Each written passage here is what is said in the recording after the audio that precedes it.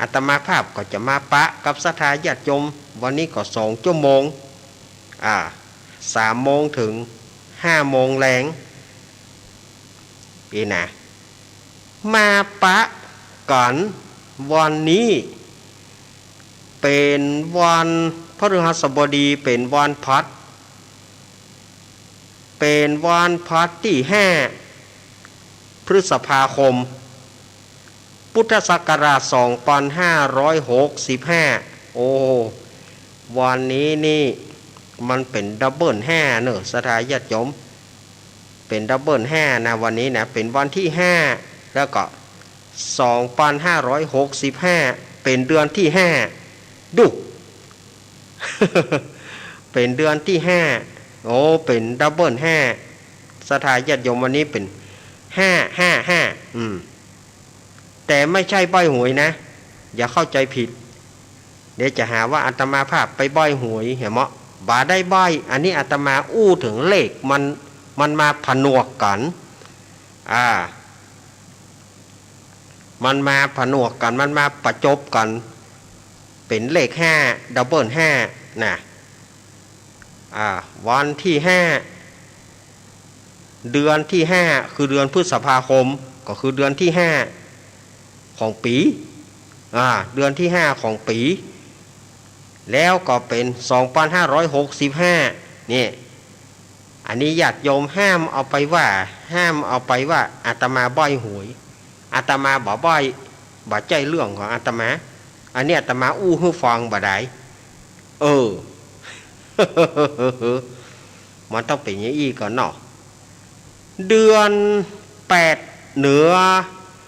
เดือน6ใต้ออกมานี่5ค่ำโธ่วันนี้นะเดือน8เหนือเดือน6ใต้ออกมานี่5ค่ำวันนี้มันวันนี้มันอย่ามาเป็นเลข5อย่ามานักลำเหลือวันนี้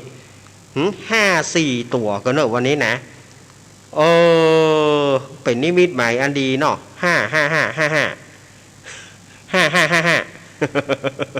เขาไข้หัวกันได้เหรออย่า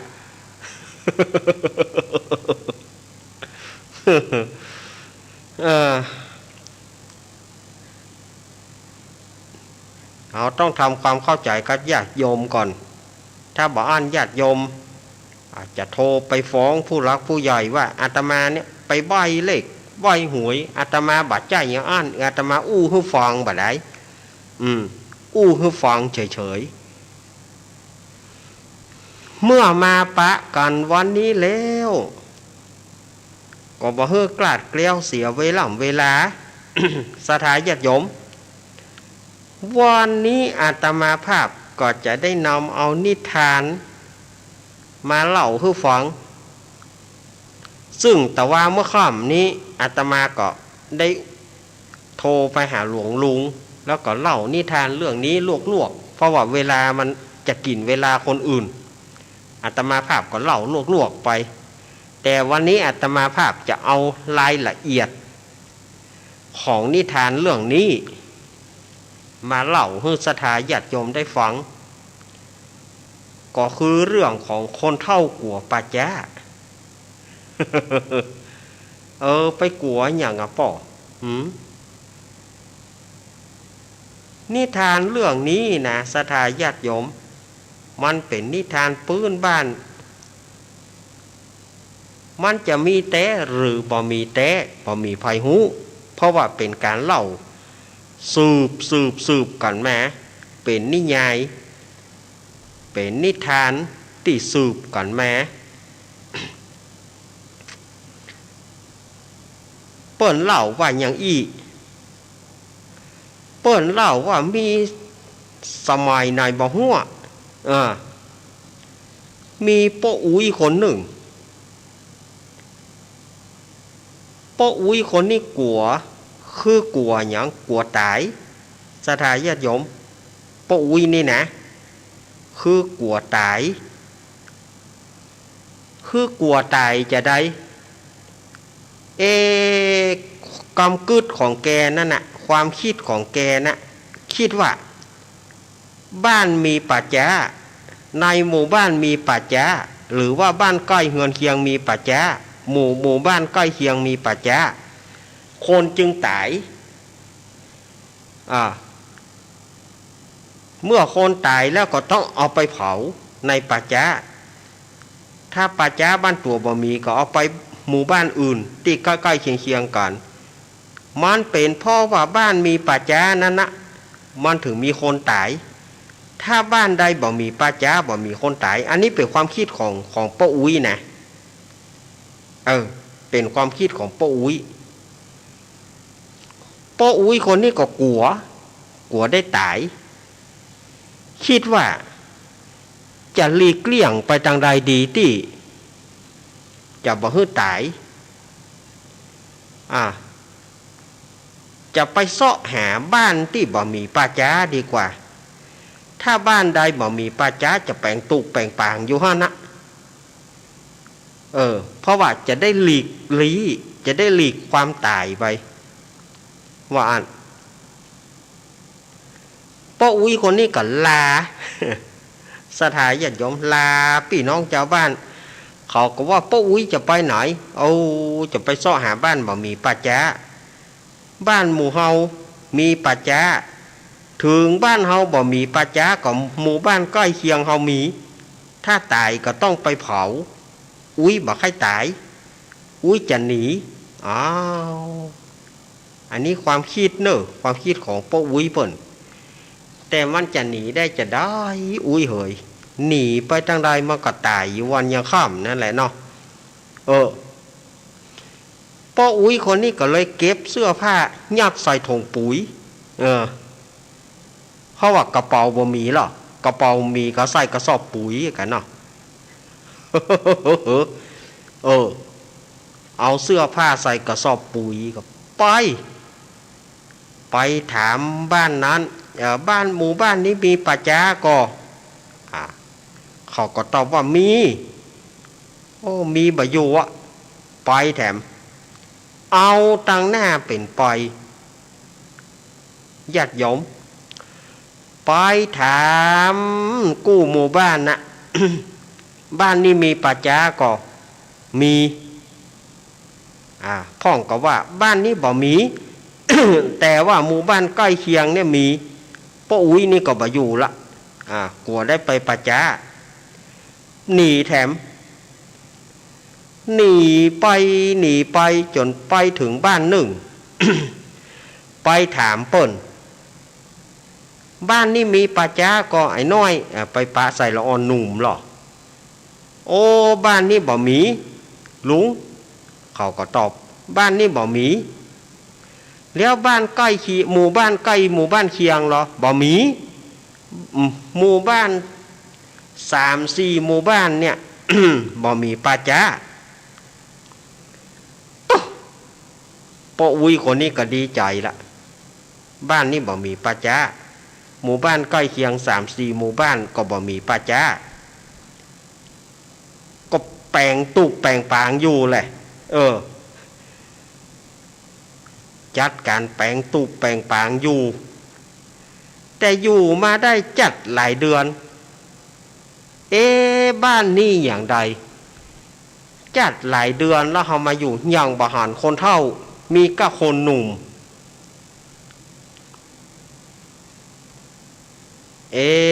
มันก็แปลกเนอะบ้านนี้นะคนเฒ่าบ่มีสักคนมีก็คนหนุ่มจะต้องถามความจริงจากละอ่อนหนุ่มสักวันนึงเขากายมาทางนี้จะถามเขาบอก พอดีว่าวันนั้นละอ่อนหนุ่มกายมาป้าอุ้ยคนนี้ก็เลยถามไอ้น้อยไอ้น้องจอดก่อนที่อย่างลุงขอถามหน่อยเตอะลุงมาอยู่นี่นะได้เป็น4-5 เดือนลุงสังเกตว่าบ้านเนี่ยยังบ่มีคนเฒ่าบ่มีบ้านนี้บ่ฮึมีคนเฒ่าใหญ่ๆเฒ่ามามันมีประโยชน์เฒ่ามากับ บ่มีประโยชน์ประยามหยังเป็นตุกลูกตุกหลานฉะนั้นบ่ฮื้อได้เท่าคนได้เท่าก็ขอนซ้อมอ่ะคนได้เท่าก็ขอนซ้อมอ่ะเพราะยังอี้ก็เล่าบ้านสู่บ่มีป้าจ้าแล้ว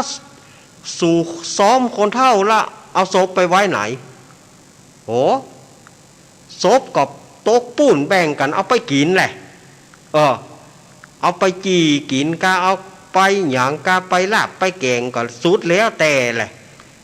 โหอันก็ให้เหลือเก่าก็กูอยู่นี่สักวันเขาก็มาซ้อมกูกันนั่นเกียมตัวไว้เตอะเดี๋ยวนี้เขาโฟนมีดโฟนอย่างเรียบร้อยแล้วใครอย่ามาซ้อมลุง อีก็หนีเสือปะจะเข้กันนั่นอีกูก่อมอยู่แล้วรู้ฟังเตตูบเตป่างสถานญาติโยมฟังเตตูบเตป่างปิกไปบ้านตัวเก่าน่ะสถานญาติโยมหนีจะกึดว่าจะหนีความตายจะหนีไปน้อยบ้านบ่มีป้าจ้ามันก็ต้องมีวิธีของเปิ้นอย่างหมู่บ้านเนี่ยไผ่เท่าก็ปากันซ้อมเหรอแล้วก็เอาไปตกปูนปาดเป็นปูนอย่าเปิดปาดกินหมูเนี่ยกะไปป่านกันไผ่จะเอากี่ปูนป่านกันเอาไปกินเอาไปแกงไปปิ้งไปจีป้าอุ้ยคนนี้กลัวตายลูกไปคืนไปบ้านเก่าเหรอลูกหัวท้ายกลับไปตายป้าจ้าบ้านเก่านั่นน่ะ ศรัทธาญาติโยมสาธุชนทั้งหลายอย่างที่หลวงลุงเปิ้นเล่านิทานไปตะคืนแต่ว่าเมื่อค่ำที่เปิ้นเล่านิทานว่าไปเสาะหาที่บ้านบ่มีป้าจ้าพราหมณ์2 คนไปเสาะหาที่บ้านบ่มีที่บ่มีป้าจ้าที่ไหนก็มีขึ้นไปถึงบนเขาคิจกูฏบนดอยสูงสุดหลิ่วนะยังมีเป็นที่ฝังที่เผาอยู่สถานญาติโยมในปืนฟ้าหน้าแผ่นดินเนี่ยที่ไหนมันบ่เป็นที่เผาที่ไหนมันบ่เป็นที่ฝังแต่บัดเดียวนี่ ศพฝังนี่บ่ค่อยจะมีบ่ค่อยจะมีแต่ก่อนนี่มีแต่เนอะสถานญาติโยมศพฝังนี่นะถ้าเป็นละอ่อนเนาะสมมติว่าละอ่อนตายหรือว่าละอ่อนแรกเกิดกาละอ่อนถึง10 ขวบนี่นะสมัยแต่ก่อนเปิ้นบ่เผาละอ่อน10 ขวบเนี่ยยังบ่เผาเตื้อเอาไปฝังอยู่สมัยประเดี๋ยวนี้เผาหมดสถานญาติโยมคนตายโหงก่อเผาคนตายอย่างใดก่อเผา สมัยก่อนนี่สุมาเนอะสถานที่อยู่ดีมีสุขสมัยก่อนนี่คนตายต้องโกมก็เอาฝังนะเอาฝังไม่ได้เอาเผาคนที่ตายต้องโกมเนี่ยตายขอมแมนลูกนี่นะเพื่อเอาไปฝังก็มักจะมีหมอผีมักจะมีป่อมดหมอผีต่างๆจะไปขุดเอาน้ำมันพายถ้ามีศพผีตายต้องโกมที่ไหนเขาจะไปขุดเอาน้ำมันพายเปิ้น ไปขุดเอาแล้วก็ใช้วิชาปลุกศพเพื่อลุกแล้วก็ใช้มนต์สะกดแล้วก็เอาเตียนโลนดูเฮานี่บ่เอาเหียติกเนอะสลายญาติโยมแต่ได้เฮาก็บ่เอาเหียติกอันนี้ มันเป็นสมัยตะก่อนแต่สมัยบัดเดียวนี่ศพฝังศพหยังก็บ่มีละบ่ค่อยมีจะมีเป็นบางที่บางแห่ง แต่ส่วนมากแล้วเนี่ยจะเผาไปหมดอ่ะเผามาแถมยุคหนึ่งเปิ้นเก็บกระดูกไว้ เอากระดูกใส่หม้อไว้เปิ้นป้อนหม้อนะป้อนหม้อแล้วเปิ้นบ่เผาเปิ้นป้อนหม้อเปิ้นเขาว่าหม้อดิบเปิ้นบ่เผาป้อนหม้อแล้วก็ตากแล้วเปิ้นก็เอาไปใส่กระดูกแล้วเอาไปฝังดินไว้เมื่อหม้อพัวเมื่อหม้อนั้นมันพัวกระดูกมันก็พัวเชื่อกันว่าเขาจะได้ไปเกิดอันนี้มายุคหลังนะมายุคหลังๆนี่จะเงียกันอย่างนั้นแต่มายุคล่าสุดนี้บ่เอาใส่หม้อละเอาใส่หม้อไปพิธีเหรอจักบางสกุลแล้วก็โย่งเฮือศาลาบอกฝอยเอาไปตำศาลาบอกศาลาบอกฝอยเอาไปตำเอาแป้งเฝ้าบอกฝอยจีขึ้นต้มตำเหลวขี้เจ้าเหลวขี้ตกอ่ะนี่อันนี้ยุคล่าสุดเนี่ยยุคเอาใส่บอกฝอยเอา บ่ได้เอาเพราะว่าในเนื้อตี้ปัจจามันแคบแล้วมันบ่พอที่จะฝังกระดูกอย่างสมัยก่อนละสมัยก่อนปัจจามันกว้างเปิ้นก็เลยเอากระดูกฝังไว้เอากระดูกใส่หม้อฝังไว้แล้วก็ปลูกต้นไม้หมายไว้เวลาว่าได้100 วันกาเดือนจีปีใหม่กา100 วันกาเดือนจีปีใหม่กามาสละสลงแต่ภาคหลังนี่ว่ามันบ่มีเนื้อตี้ก็เนี่ยใดเอาใส่หม้อเป็นพิธีจักบางสกุลเนี่ยอายุวันโนสุขังพลังสลาเอาไป สลาเอาไปตำสลาก็เอาไปตำจีขึ้นบนเอาไปจีขึ้นบนปุ่นตึงตั้งโงดท่าบ่ได้บ่มีกระดูกละบ่เดียวขอถามหน่อยครับจีขึ้นฟ้าแล้วมันก็เข้าในฟ้าเลยนะครับโอ้มันเป็นความเชื่อว่าจะได้ขึ้นสวรรค์ชั้นฟ้าก็มันก็ตกมานั่นนี่หากระเศษมันก็พงมันก็ตกลงอยู่นั่นนี่ กระเศษผงมันผงกระดูกมันก็ตกมานะมันจะขึ้นไปอย่างโบนปุ้นก่อมันเป็นความเชื่อของคนสมัยบัดเดียวว่าคนได้ขึ้นสวรรค์ชั้นฟ้าหมดดีก็ขึ้นสวรรค์ชั้นฟ้าดีก็จิขึ้นบัดดีก็จิขึ้นแต่เอาตามหลักพุทธศาสนาจริงๆนั่นน่ะอ่านเพื่อจะว่าทำดีได้ดีทำชั่วได้ชั่วจิตวิญญาณจะไปเป็นอย่างเขาไปบ่หูคนดีคนชั่วจะขึ้นสวรรค์เหมือนกันหมดมันไปมีอย่างไร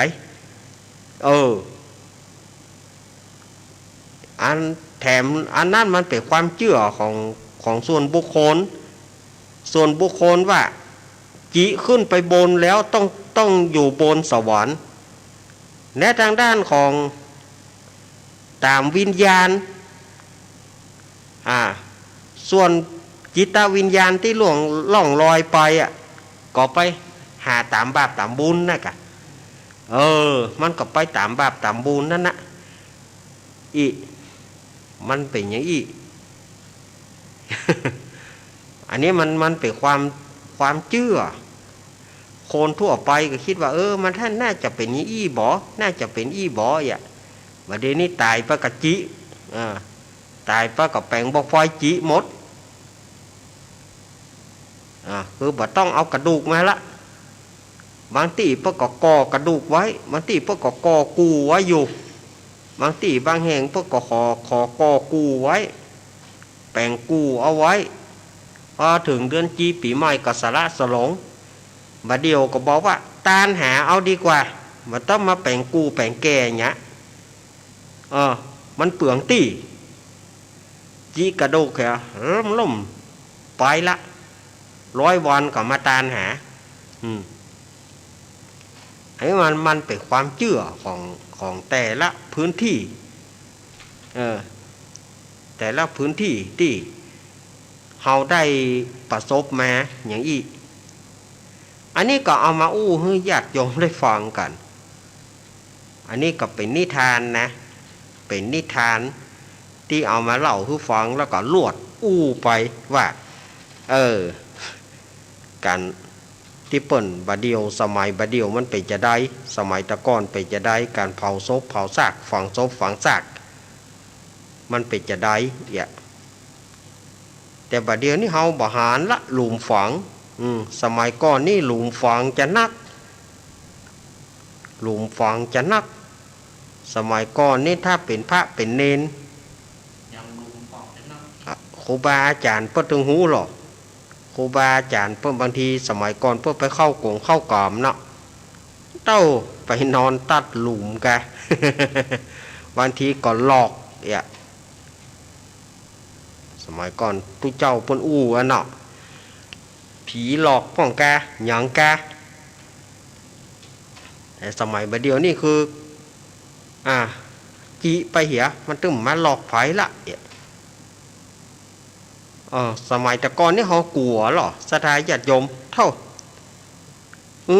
บ่มีละอ่อนจะไปกินวันกินหอมต่อม่วนกันบ้านศพประสักมีทางเมื่อคืนมาฮับประตู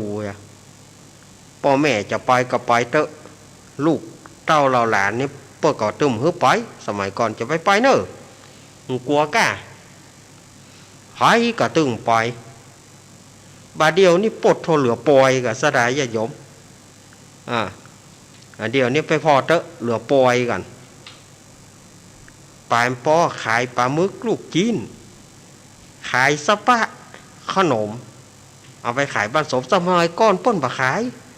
สมัยก้อนจะกินปลาหมึกลูกจีนจะกินขนมนี่ป้นชายนางขายยา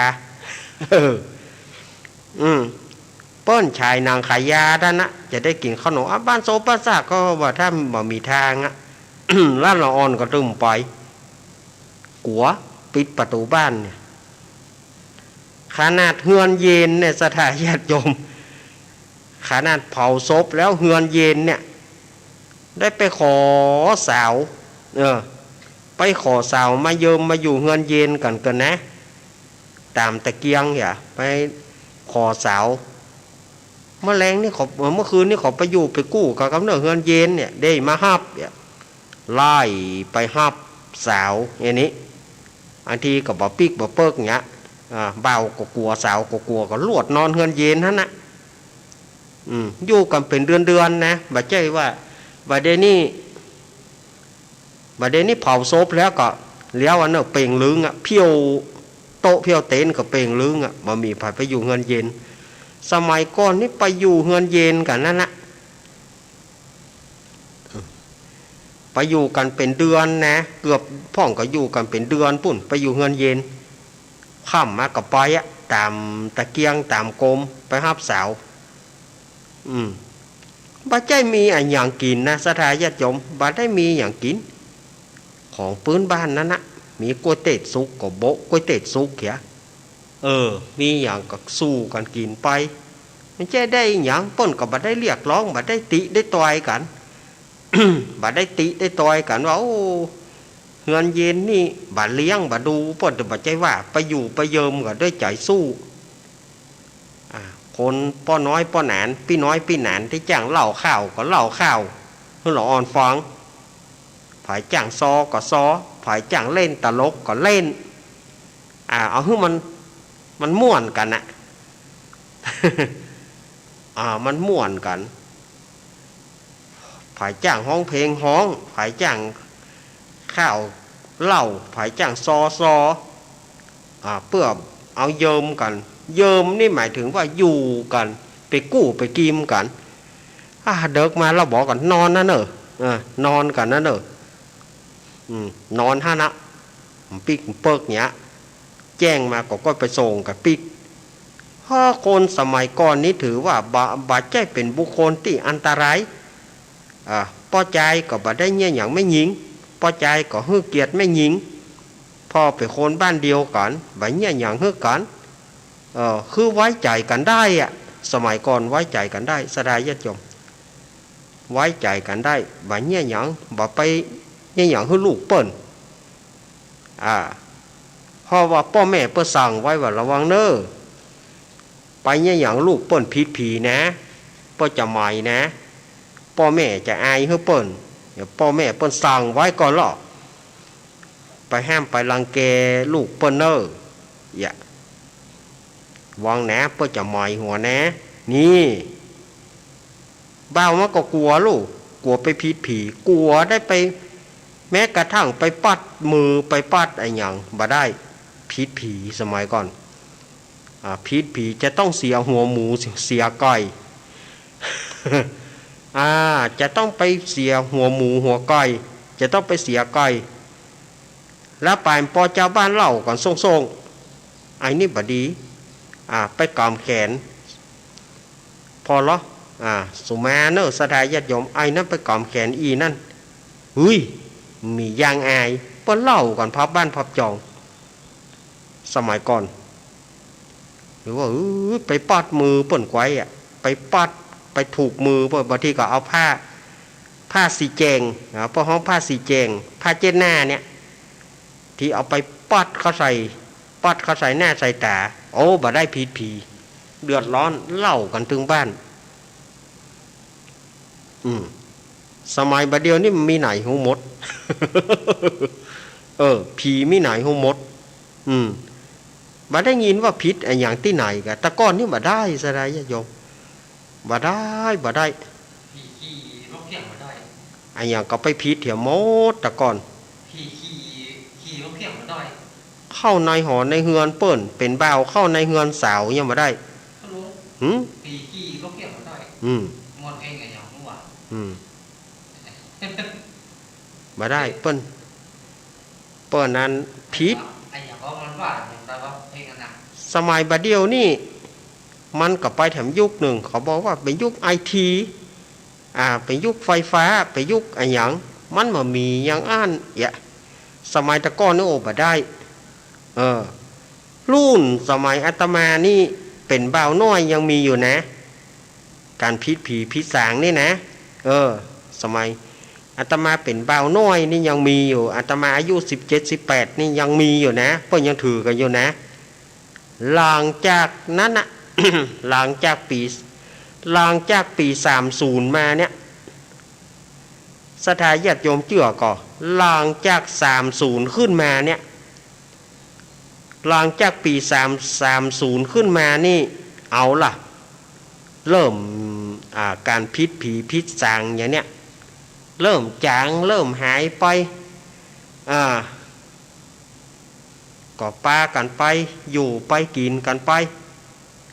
บ่เปิ้งใจกันหนีบ่มีการเสียพงเสียพีกันผิดก็ถูกกำหัว มาก็เลยอย่างใดกับไปเหียบลุยตุยตายกับไปเหีย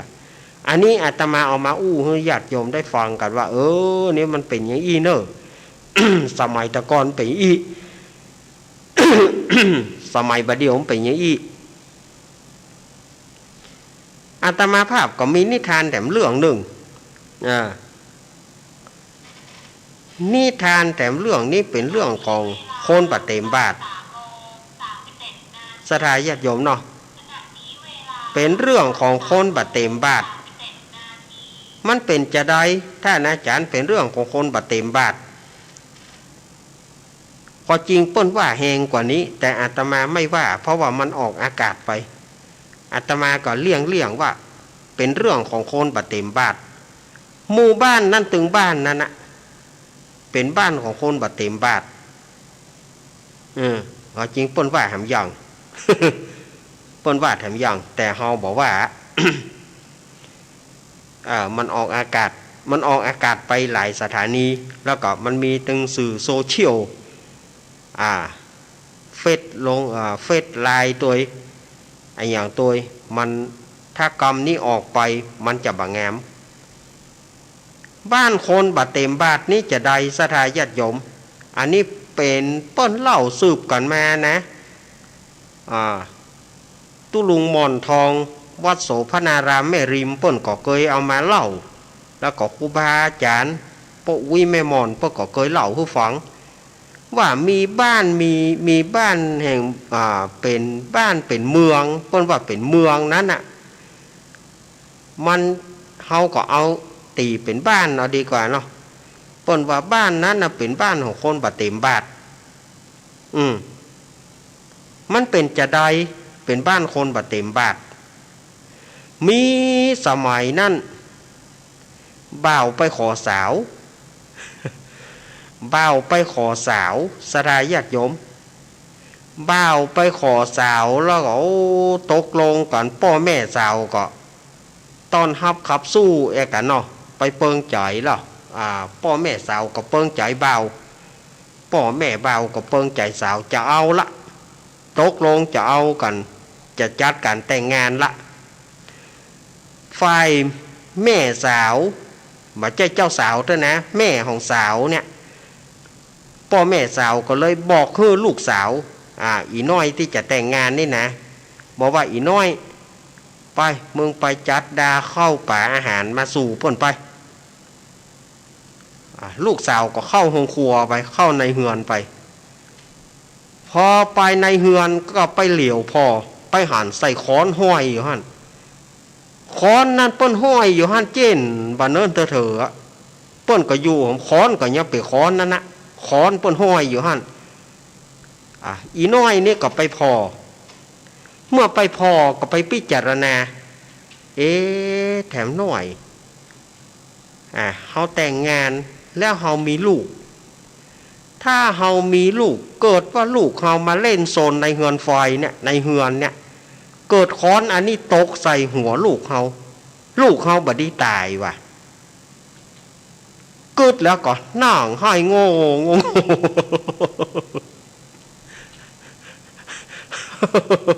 สลายญาติโยมกึดไปแล้วลูกเขาตายกันนั่นไปให้โง่ฟันนี้กับ ป่อสาวแม่มันก็อีน้อยมันไปดาขันเข้ามันอย่ามาตะหอดบะเดียวสู่ลงไปเหรอแม่มันก็เข้าไปในเฮือนไปหันใส่ลูกมันนั่งให้โง่ถามลูกมันมึงให้อย่างอีน้อยเปิ้นมาขอมึงบ่ชอบบ่าวกะชอบกะแล้วมึงให้ยี่หยังอีแม่พอค้อนเนี่ยค้อนที่ห้อยเนี่ยยี่หยัง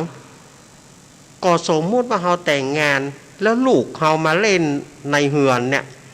เกิดค้อนอันเนี้ยมันตกใส่หัวลูกเฮาก็ตายกะแต่ก็กูก็บ่ได้อุ้มหลานเนาะนั่นสถาญาติโยมป้าก่อนให้โง่แง่เนาะป่อสาวก็อยากกินข้าวหรอ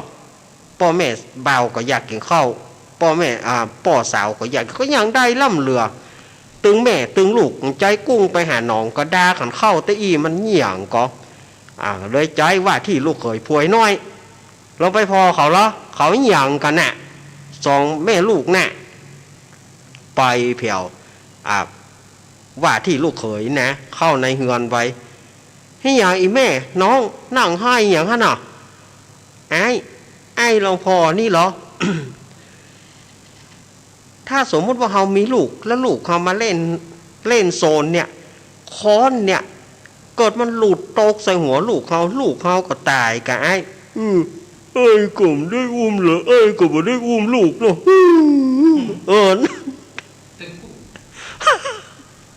สัทธาญาติโยมทีนี้ปอตาว่าที่ปอตาก็ลำคาญใจแม่ใจแม่ก็ได้ลูกก็ได้ใจว่าที่ลูกเขยก็ได้ดักกันซีรีซอลอใจกุ้งไปหาหนองมันไปจะได้ก็บ่เดียวนี่กูขอไปก็มากูจะเอาหัวขอแตกกำเหรอเปิ้นมาเข้าก็บ่ได้กินไปแก่ร้อนแก่ตายเนี่ยไหนป่อมันก็มิ่งเข้าไปโปดเท่า 3 คนปากันให้โง่ง่านี่อย่างบ่เดียวนี่สู้ให้อย่างภัยเป็นภัยตายอย่างนี้คือฟังบอกว่าแม่ยาย บอกว่าลูกเขยมาเต็มบาทกันหมดเฮ้อกูบ่อยู่แล้วกูว่าป้อมันก็หนีไปสถานญาติโยม หนีออกบ้านออกจองพ่อจองคนบ่เต็มบาทหนีไปกายไปบ้านหนึ่ง โอ้ไปปาคนเฒ่าไม่ยิงคนหนึ่งไล่งัวขึ้นบนหลังคาเฮ้ยเอาแป้นมือตบก้นงัวไล่งัวขึ้นบนหลังคาเนี่ยอย่างเนี่ยป้าหญ้ามาขึ้นบนหลังคานี่เลยจะเอางัวขึ้นกินหญ้ามันบอกขึ้นโอ้ยก็ป้านี่อย่างใดเนี่ยบาดเต็มบาดนี่หำโคนแล้วก็ยังบักเกี่ยวลงมาก็เอาให้มันกินก้ามันไปขึ้นได้อย่าได้หลังคามันก็ฮักพุทธกาหนีไปแถมสถานญาติโยมหนีไปหารป้อใจคนหนึ่งกำลังจะนุ่งเตียวกระโดดเข้าใส่มันจะคือมันเคล็ดมันไปว่ามันเนี่ยมันเอาเตียวเนี่ยเอาเตียวแขวนกับโต๊ะนี่เอาเตียวแขวนกับโต๊ะแล้วก็กระโดดมันจะเตียวซุปเอียวมัน สถานญาติโยมเฮ้ยกระโดดเข้าใส่เตียวบะซุปเอียวมันเนี่ยก็ไปย่ำเข้าใส่ตีนเอียวเตียวเหียนี่อย่างเนี่ยนุ่งเตียวโอ้อ้ายเฮ้ยไอ้อย่างใดกับบาดเต็มบาดแทบก็ยังบ่เอาขาเข้าชุบเอาขาเข้าชุบสองขาก็จอกขึ้นมาด้ออันนี้เยี่ยงใดเนี่ยจะนุ่งเตียวจะฮื้อเตียวซุปเอียวจะฮื้อเตียวซุปเอียวคนเดียวโดยการกระโดดแล้วฮื้อเตียวเข้าซุปเอียวมันไปมีบ้านมีเมืองจะใดหาโอ้หนีแถมพอเท่านี้นะหนีไปปะใส่แถมคนหนึ่งนั่งให้อยู่ปากน้ำบ่อถามว่าให้เนี่ยหยังหมวกตกน้ำบ่อก็ยังบาหาขอเกาะบาหาแม่เล็กบาหาขอเกาะอันหยังเขาไปเกาะมันเล่ากูนี่น้อหนีไปหันใส่ป้อใจคนหนึ่งนั่งให้โง่ที่อุ่งเกลือแปลว่ามันจะจกเอาเกลือออกจากอุ่งเมื่อจกได้แล้วก็กำเต็มกำแล้วมือมันออกมาได้ให้โง่ป้อเท่าคนนี้ก็ไปถามเนี่ยหยังจะเนี่ยอย่างเนี่ยมือขององค์เกลือเนี่ยใดก็จกเอาเกลือหย่ามเกลือเต็มกำแล้วมือออกมาได้เจ้ามึง ก่อนยังมันอย่างอ่านก็ทอกเกลือลงกะคว่ำเกลือลงคว่ำอุ่งลงแล้วจะเอาเท่าใดก็เอาแหละกำนั่นไปบ้านใดเมื่อไปบ้านใด107บ้านก็มี9คนบาดเต็มเอาปลามาเฮาก็บาดเต็มเหมือนกันนะตีเฮาจะเงี้ยหายเงี้ยแน่นัดหนีไปบ้านใดก็บาดเต็มปิกไปบ้านเก่าเหรอเว้ยปิกไปบ้านเก่านะที่บาดเต็มนั่นนะ อันนี้ฟังกันสนุกเอาเนอะสถานญาติโยมเปิ้นถือว่าเหนือฟ้าก็มีฟ้าเหนือโลกก็มียาสถานญาติโยมมันตึงบ่มีภัยจะเก่งบ่มีภัยจะดีบ่มีภัยที่จะเน็ตกว่าภัยละมันตึงมีคนใดดีก็ดีเสมอกันดีขึ้นไปคนนั้นก็ดีคนนั้นก็ดีอันคนที่บ่ดีก็มีก็คนบ่ดีมันตึงปลอมปนกับนั่นเนอะสถานญาติเฮาเปิงจ่ายอย่างเดียวว่าหมอนั่นจะนุ่งเตียวนะเอาเตียวแขวนกับโต๊ะแล้วก็กระโดดมันจะฮึดพอกระโดดแล้วมันจะฮึด เตี๋ยวข้าวซุกเอียว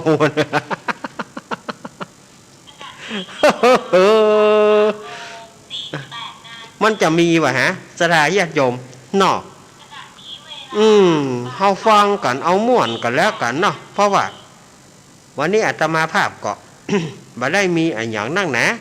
เอามาเล่าให้สถานญาติโยมได้ฟังกันใครเครียดใครหยังไปเพราะว่าตึงวันนี้คนเฮามันเครียด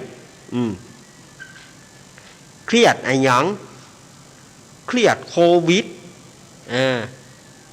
เครียดโรคโควิดเครียดโรคเงินวิทย์เครียดเศรษฐกิจบดีเครียดน้ำมันแปลงเครียดของแปลงเขาก็มาฟังนิทานเบาสมองไปเพื่อมันได้ไข้หัวเหี่ยวพ่องเพื่อมันได้ไข้หัวเหี่ยวพ่องมันจะได้คลายเครียดไปพ่องถ้ามาอ่านมันก็อ่านนะคิดไปคิดมามันก็จะมีปัญหาอันนั้นอันนี้สถานญาติโยมอาทิตย์หน้าเนอะสถานญาติโยมอาทิตย์หน้าเป็นวันสำคัญแห่งพุทธศาสนาเป็นวันวิสาขบูชาเป็นวันศีลใหญ่ศีลหลวงครับแล้วเนอะวันที่15นะวันอาทิตย์ที่15พฤษภาคม2565นี่นะจะเป็นวันสำคัญแห่งพระพุทธศาสนาเปิ้นว่าเป็นวันสำคัญแห่งโลกทีเดียวนะ เป็นวันวิสาขบูชาเป็นวันที่องค์สมเด็จพระสัมมาสัมพุทธเจ้าประสูติตรัสรู้แล้วก็ปรินิพพานก็คือวันเกิดกับวันนั้นนะวันเกิดกับวันเดือน8เปงนะวันตรัสรู้เป็นองค์สมเด็จพระสัมมาสัมพุทธเจ้ากับวันเดือน8เปงแล้วก็ปรินิพพานคือตายก็เดือน8เปงนั่นนะฮะได้ยินข่าวมู้นะว่างานวัดเกินน้อยจะชมน้ำพระในนักการบอกอันนี้หลวงลุงเปิ้นแจ้งแล้วแต่เจ้าเปิ้นก็แจ้งแข่งคำประเพณีต่างๆก็มีอยู่แต่ว่าเปิ้นก็ยังบ่คือคืนบ่ได้จัดอีเก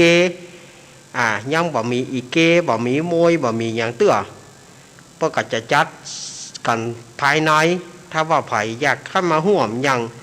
งานประเพณีวัดพระธาตุดอยน้อยของเฮา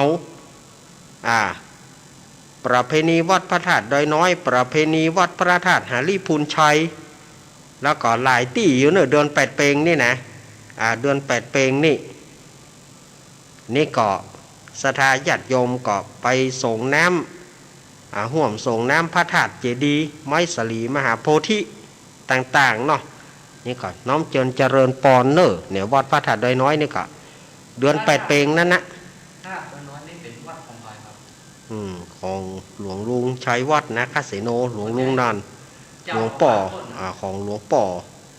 พระเดชพระคุณหลวงป่อท่านพระครูสาธุกิจจานันท์หลวงพ่อสาธุกิจจานันท์เนี่ยเปิ้นก็จะปีนี้เปิ้นบอกว่าจะจัดงานประเพณีบอกว่าปีนี้ป่อนิรุตสิริจัญญาจะมาก่อนเนาะป่อนิรุตนะ โอ้หลายปีน่ะ2-3 ปีแล้วบ่ได้ปะป่อนิรุตสิริจัญญานี่ดาราตลอดกาลนี่นะ ป่อนิรุตสิริจัญญาโอ้ปีนี้ก็ ถ้าเปิ้นมาก็คงจะได้ปะกันเนาะ บ่ได้ปะเปิ้นหลายปีแล้วเนี่ย2 ปี 3 ปีแล้วก็บ่ได้ปะป่อนิรุตเนาะฉะนั้นศรัทธาญาติโยมก็เป็นว่าเป็นวันศีลใหญ่ศีลหูละเจ๊ตึงหูแล้วเพราะว่าในกะตั้งไว้แล้วงานประเพณีอย่างวัดพระธาตุหาลีพูนชัยจะวัดหลับปูนรู้สึกว่าจะมีวัดอย่างวัดป่าปูวัดป่าปูบ้านโฮงนี่นะวัดป่าปูบ้านโฮงนี่วัดของนักจัดรายการของเฮาแต่ก่อนน่ะป้อหนานสมพานป้อหนานสมพานที่เปิ้นมาจัดรายการบนดอยน้อยแต่ก่อนน่ะน่ะ ป้อหนานสมพาน เนาะวัดป่าปูแล้วก็นายแฮมพ่องแน่หลายวัดหลายว่าฮุสวาตี้เนี่ยก็วัดพุทธนิมิตจอมตองวัดพุทธนิมิตจอมตองก็เหมือนดูจะมีวันนั้นเหมือนกันเดือน8 เปงนี่นักแน่เขาถือว่าเป็นวันแห่งพุทธศาสนาเป็นวันวิสาขบูชาพระพุทธเจ้าเกิดกับวันนั้นนะพระพุทธเจ้าตรัสรู้กับวันนั้นนะพระพุทธเจ้าตายกับวันนั้นนะเป็นวันพระวันศีลใหญ่ศีลหลวงศรัทธาญาติโยมก็จะได้ปากันไปใส่บาตรญาติโปกนั่นแล้วเนอะจะไปว่าวันศีลน้อยนะจะไปว่าวันศีลธรรมดาเป็นวันพระวันศีลใหญ่เหมือนกันแต่ก็จะไปลืมเนอะเอาละศรัทธาญาติโยมสาธุชนทั้งหลายอาตมาก็ขอหยอบย้างกำเดียวกันเนอะอาตมาจะพักชันน้ำชันน้องเตียวไปเตียวมาเนี่ยสักกำก่อนเพราะว่าท่านนั่งอยู่กับที่ศรัทธาญาติโยมแข้งขานี่มันบ่ค่อยไหวละบะเดียวท่านนั่งอยู่กับที่ก็ปวดมันจะต้องเตียวอย่ากำก่อนกำเดียวก้อยปากันรอบที่2นอรอบที่2จะมีหยังก็เดี๋ยวก้อยว่ากันนอเดี๋ยวเฮาหยอบย้างกันกำเจริญปอน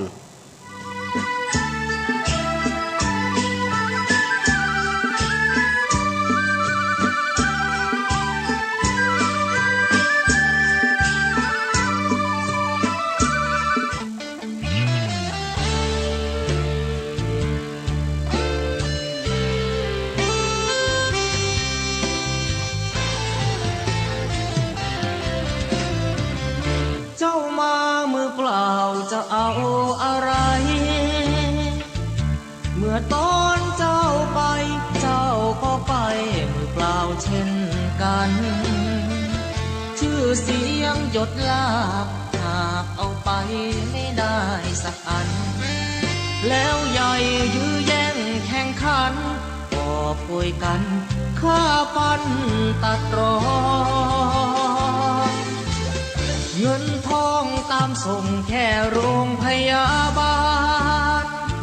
ญาติมิตรวงวานลูกหลานส่งแค่เชิงตะกอนจะมีใครเล่าอยู่กับเรานอนเฝ้ากองฟอนวางดอกไม้จันทร์แล้วจรกลับไปนอนบ้านใครบ้านมันใหญ่ขับฟ้า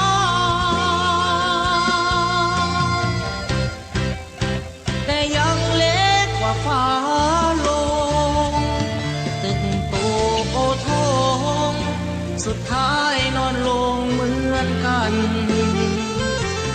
ไปไม่กลับหลับไม่ตื่นฟื้นไม่มีวันชีวิตหลังความตายนั้นนรกสวรรค์ยังรอบาปบุญดีชั่วติดตัวเมื่อตายเงินทองมากมายคนเอาไปไม่ได้หรอกน้อ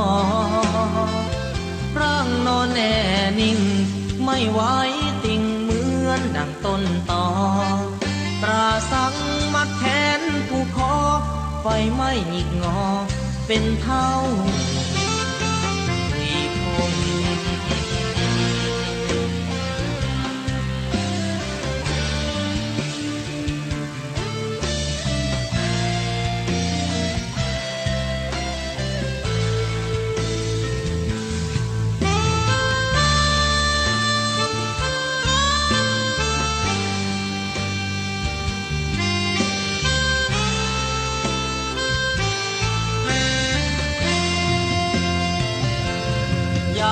ขับฟ้า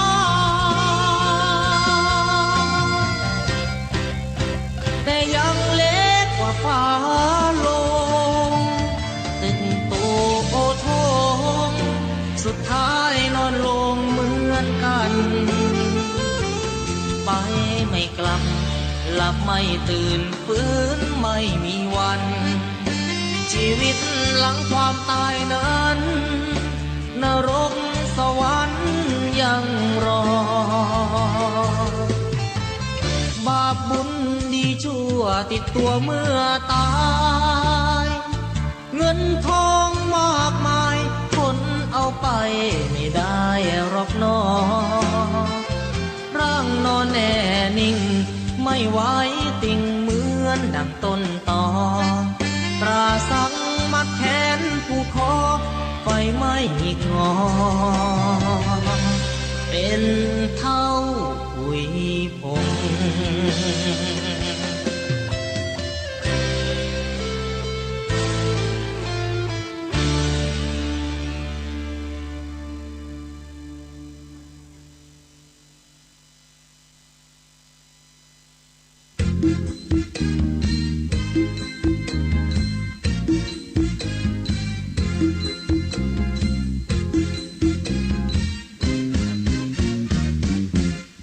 ไปไม่กลับชีวิตดับแน่นอนบนเชิงตะกอนทุกคนต้องนอนที่นั้น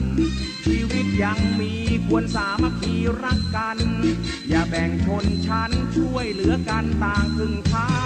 หลับไม่ตื่นปลุกไม่ตื่นต้องตายหมอช่วยยังไงก็ช่วยไม่ได้ดอกนาหมดลมหายใจหมดเรื่องต่างๆนานาต่อให้หมอเทวดามาชุบชีวาก็ไม่หายใจฟื้นไม่มีใครทำดีก็ตายดีตอนนี้ชีวิตสะสมความดีให้มากไว้ยึดเอาธรรมะมาชำระจิตใจสิ้นลมเมื่อไรก็จะได้ไปสู่สวรรค์ดีไม่พ้นทุกคนที่เกิดมาเมื่อถึงเวลาก็มรณากันทั้งนั้นมีเกิดฟื้นไม่มีใครทำดีก็ตายดีตอนนี้ชีวิตสะสมความดีให้มากไว้ยึดเอาธรรมะมาชำระจิตอยู่ได้นิรันดร์คือความดีที่ไม่ตาย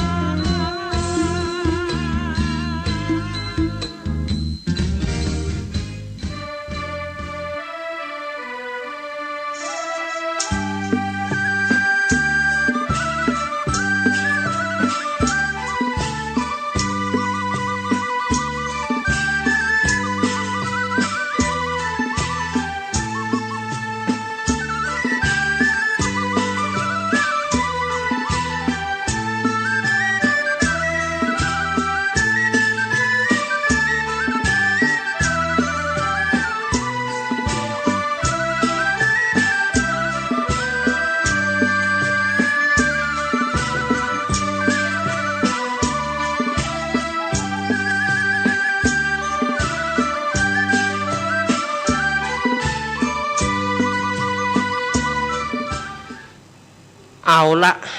ศรัทธาญาติโยมสาธุชนคนดีทั้งหลาย มาปะกันในช่วงที่สอง ช่วงของสารธรรมยามแรงในวันนี้ ซึ่งวันนี้ก็อาตมาภาพสามเณรรักปัญโยนันท์ก็มามาจ้าศรัทธาญาติโยมเนาะในช่วงที่สองนี่4 โมงปลายสักน้อยเฮาก็ปิกมาปะกันศรัทธาญาติโยมช่วงแรกก็เล่านิทานกันไปหลากหลายเนาะศรัทธาญาติโยมถ้ารายการอาตมานี่อย่างอาตมาว่านะมันเป็นรายการที่หลากหลายมันเป็นรายการเก็บเล็กผสมน้อยมันบ่ได้มีอะไรก็มันบ่ได้มีสคริปต์บ่ได้ทำการบ้านอะไรอย่างไว้คือเก็บนั่นมาใส่นั่นเก็บนั่นมาใส่นั่นเอาจนได้เอาให้มันลงตัวศรัทธาญาติโยมเนาะวันนี้นิทานก็ฟังแล้วอย่างก็ฟังแล้วเขาฟังละครบ่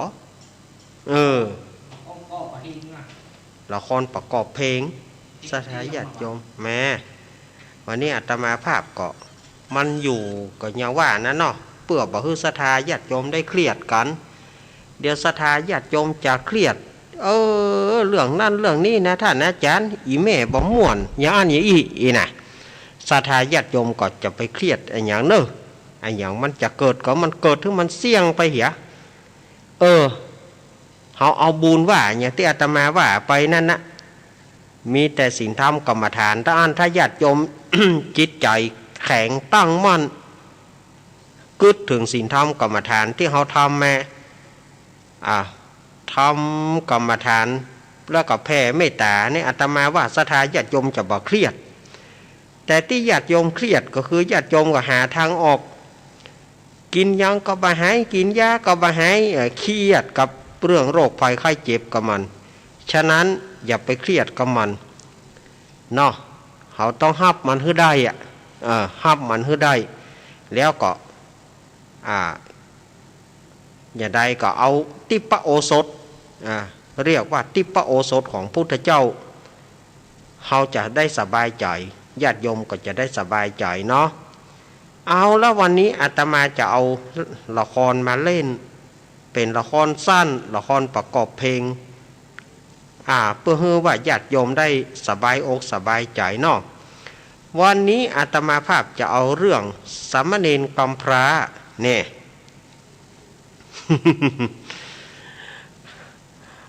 อาตมาเคยเอามาเล่นเอามาเล่นเตื้อหนึ่งเมินละเรื่องสามเณรกำพร้านี่นะประกอบเพลงนะอาตมาเล่นสมัยที่ยังจัดอยู่บนวัดพระธาตุโดยน้อยบุญตั้งมาอยู่นี่อาตมาก็บ่ได้เอามาเล่นแถม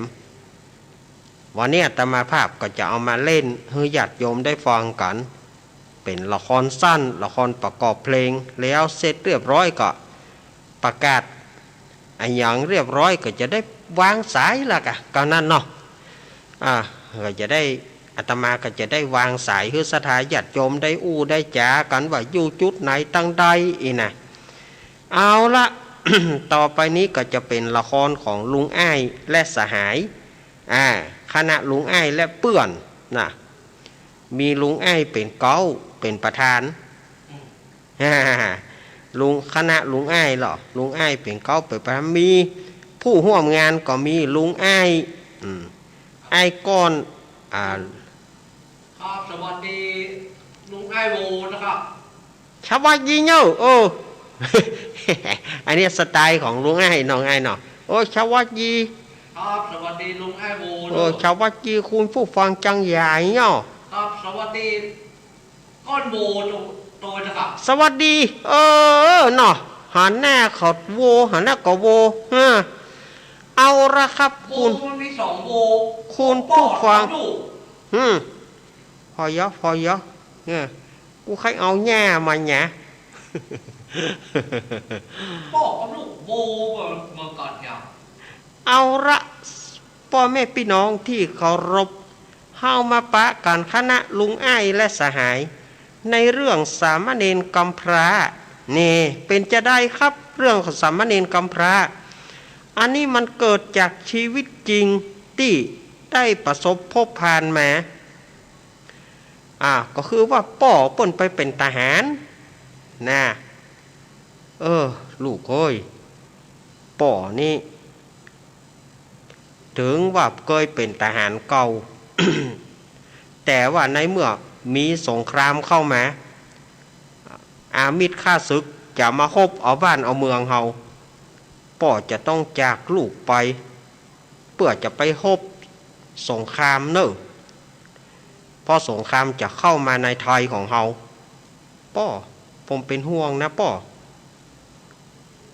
เอานี่บ่เอาไข่หลอดไปบ่มีไข่หลอดอยู่นี่หน่วยก็ดีเหมือนกันป่อเอาหลวงพ่อทวดนี่เนอะแล้วป่อได้กรรมประกอบหลวงพ่อทวดนะโมโพธิสัตโตอาคันติมายะอิติภควาป่อเอาไปตัวเนอะเอาขอบคุณขอบใจนะลูกป่อไปแล้วนะฝ่ายผู้ป่อกับเข้าไปในสนามรบในครั้งนั้นสงครามก็ดุเดือดเลือดพล่านเพราะว่าฝ่ายทหารเฮาก็รักษาแผ่นดินรักษาแผ่นดินไทยเฮา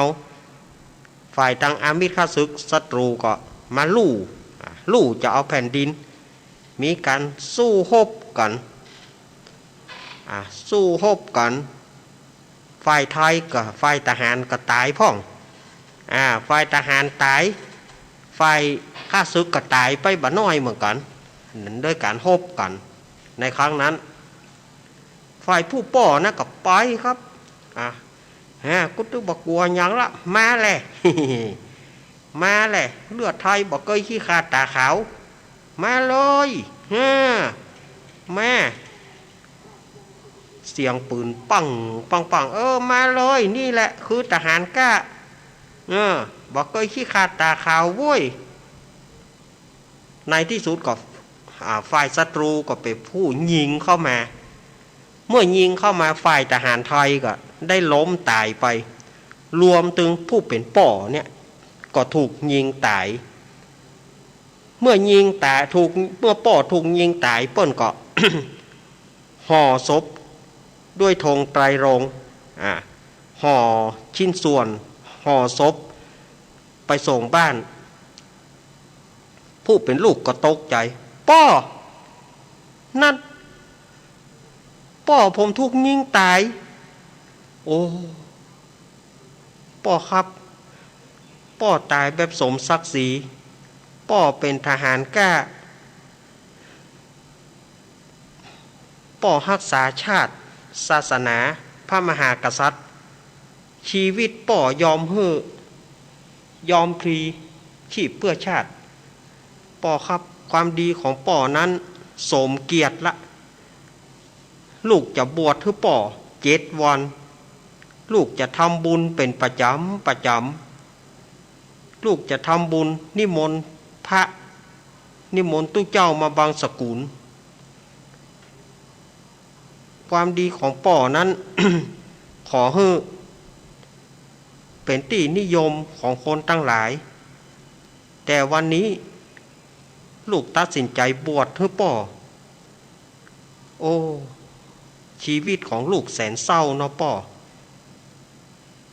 วันนี้ป่อจะต้องถูกเผาร่างกายป่อจะต้องเป็นขี้เถ้าถูกไฟเผาแน่ป่อเฮยลูกจะขอทำบุญ7 วันนิมนต์ตู้เจ้าเตศเป็นประจำขออุทิศบุญกุศลเพื่อนายทหารกล้าผู้นี้ผู้เป็นป่อแห่งข้า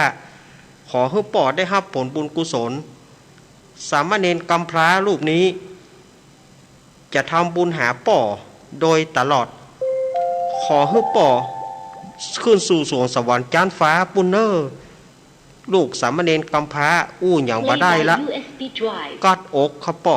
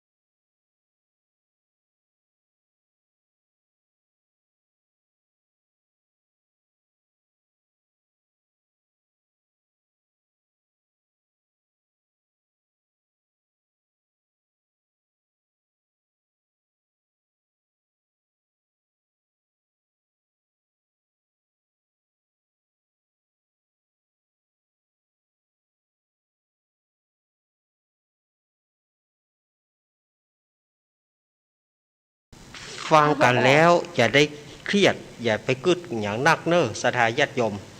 อาตมาเอามาเพื่อความสนุกสนานเพื่อเบาสมองของศรัทธาญาติโยมอาตมาฟังเพลงนี้แล้วก็มีสมัยนั้นวิทยุชุมชนกำลังดังขึ้นมาเนาะวิทยุชุมชนกำลังเกิดขึ้นสมัยนั้นสถานีวิทยุชุมชนแห่งหนึ่งที่ใกล้ๆบ้านอาตมาเนี่ยเพิ่นมีการเปิดเพลงเพลงเก่าเพลงใหม่เพิ่นมีการเปิดกันแล้วก็ที่นี่มีญาติโยมไปขอเพลงกับเปิ้นขอเพลงหน่อยเจ้าขอเพลงหน่อยครับเอีย ซึ่งเจ้าหน้าที่ท่านนี้อาตมาก็รู้จักนะแต่อาตมาบอกชื่อเปิ้นออกเปิ้นขอเพลงหรอขอเพลงนะครับเนี่ยเพลงอย่างเจ้าเหรอเปิ้นก็ว่าน่ะพระน้อยกำมีดบ่มีเพลงพระน้อยกำมีดเปิ้นเป็นพระน้อยไม่ไปมีอย่าได้พระน้อยกำมีดมีมีกะพระน้อยกำมีดข้าเจ้าบ่ได้ยินคำเตือไอ้หรออันเจ้าหน้าที่ท่านนี้นะดีเจท่านนี้นะบ่มีข้าเจ้าบ่ได้ยินคำเตือมีกะเพลงพระน้อยกำมีดเป็นเพลงของภายเจ้าแสงสุรีรุ่งโรจน์ดีเจท่านนี้ก็งงดีเจท่านนี้ก็งงเพราะมันไปมีว่ะเปิ้นไปพระไปเจ้าไปกล่อมอย่างมีดแล้วเพลงของแสงสุรีรุ่งโรจน์มันฮ้องจะใดของจุดธูปเทียนนั่งลงขมาเนี่ยกะที่เปิดตะกี้ถึงบางอ้อแล้วเหรอดีเจไข้หัวคือนั่งไข้หัวสามเณรกำพร้าก่อนหน้าน่ะกับเพลงพระน้อยกับมีด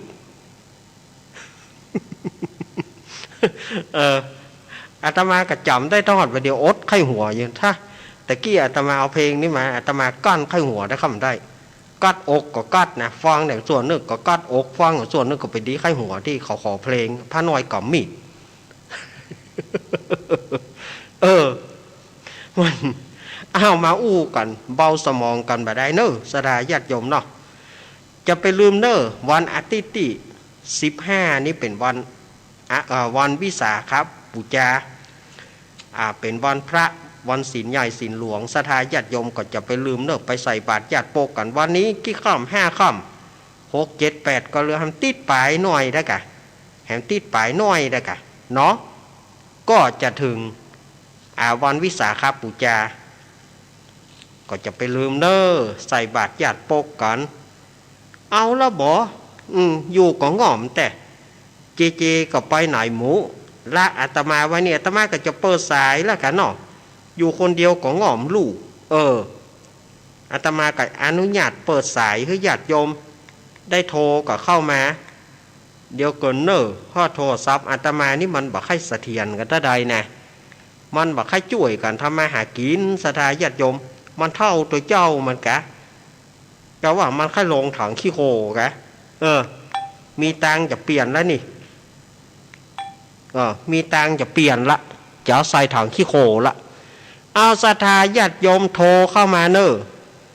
0892140135ว่าอยู่จุดไหนตั้ง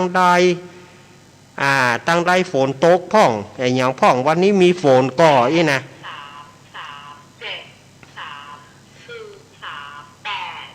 อันนี้บัลลังก์แม่อุ้ยอินแก่เนี่ย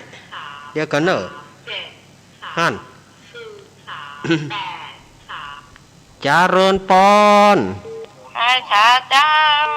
จากมหาเนนใหญ่อุ้ยอินแม่อุ้ยอินแล้วเจ้ามาแล้วอุ้ยอินวันนี้มาเจ้าเลยเนาะวันนี้เนาะโอ้โหเมื่อก่อนแม่อุ้ยเป็นสาวนี่นะเป็นอันทักกันเป็นตำรวจเด้อกะ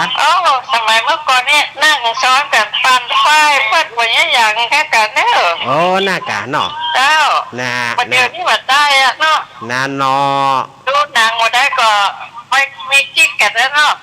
น่ะ โอ้เมื่อก่อนนี่ก็ถือถ้ามีศพในบ้านนะเอาไปหาบหล่อไม้หล่อตั้งแต่มานี่เอาวางให้กางโต๊ะบุลอกมาเอาเข้าบ้านลูก โอ้เปิ้นบอกเข้าบ้านลูก เจ้าเดี๋ยวนี้มีหมดเฉพาะอย่างเนอะอาจารย์เนอะ มันให้กำลังใจเนอะเจ้า ครับ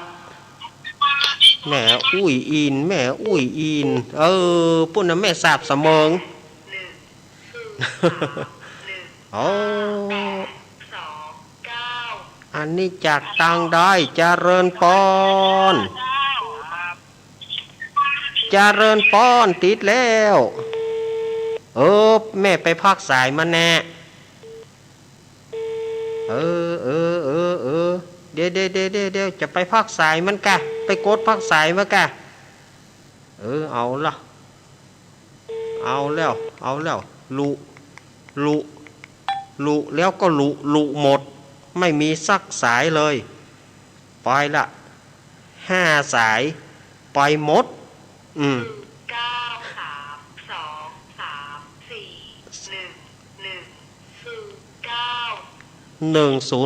เจริญปอนบริษัทจานิลา เอาจากตังได้จำได้ก็แม่เสนพงเอาแม่สุทัศน์เนาะเจ้าแม่สุทัศน์บ้านแสนพงกันเมื่อใดแหมาแล้วได้ปะกันม้อนหลักอ่ะนากามีโอกาสจะเตือกันเนาะท่านเนาะล่างว่ามีสักเตือแน่เจ้าวันแม่อยู่แม่ริมได้มาแม่พอหลานแม่ริมได้ชัดเจนดีเจ้าโอ้แม่ริมมันเนาะเจ้าเอาบ้านยังแม่บ้านสันปงเนี่ยสันปงบ้านสันปงแม่ริมเนาะ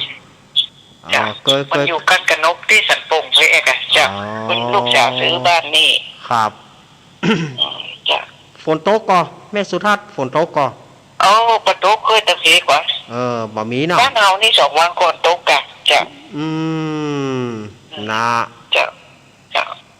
กำลังใจเนอะเจ้าครับขอบคุณแม่สุทัศน์เนอะสาธุสุทัศน์ดีมูลแสนพรหมแม่วางโอ้ตังแม่วางนี่ก็หายไปนักนะตังแม่วางนี่ก็หายไปจัดหลายเนอะเดี๋ยว329เจริญปอนไว้สาเจ้าลุงนี่แม่จันเจ้าฟังเพลงสามเณรกำมีดกำมวนนะ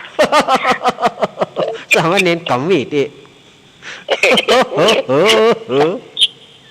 ก็ถูกแล้วเหรอกำผ้าก็กำมีดอันเดียวกันแน่กันดีเจมันแรงนะครับดีเจแบบนี้ว่ามีป่นเป็นพระเป็นเนนไปกำอย่างมีดอาจารย์มันได้ไข้หัวกันนะอาตมากับที่ไข้หัวต้องหอดบะเดียวนะขอจีนก็โคนบ้านฮั่นนะโคนบ้านอาตมาฮั่นนะครับไปจ้าแม่จ้าปุ่นนะเจ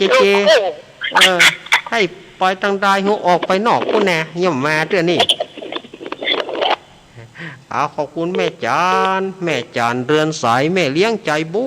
ญเนี่ยมาละ0892140135มาเลยฮั่นเจริญปอน